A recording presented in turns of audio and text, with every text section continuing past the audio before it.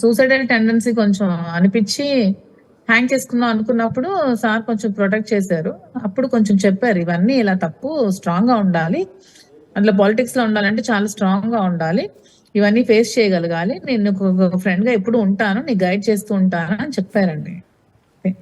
అంతేగాని దీనికి నాకు ఒక 33 సంవత్సరాలండి, అతనికి ఒక 58 సంవత్సరాలు. దీన్నేమో పెద్ద పెద్ద ఇది చేసి ఇష్యూ చేసేసి ఆవిడ. మరి ఆ విషయాన్ని మీ భర్తతో ఎప్పుడైనా చెప్పారా? ఆ విషయాన్ని ఏంటండి? మీ భర్తతో ఎప్పుడైనా చెప్పారా? వాణి ఇలా అంటున్నారు, నన్ను శ్రీనివాస్ కి నాకు ముడిపెడుతున్నారు, ఇలా రూమర్స్ వస్తున్నాయి. యాక్చువల్ గా నేను ఎప్పుడు చెప్పలేదండి, కానీ ఆవిడే చెప్పిందంట మా హస్బెండ్ కి,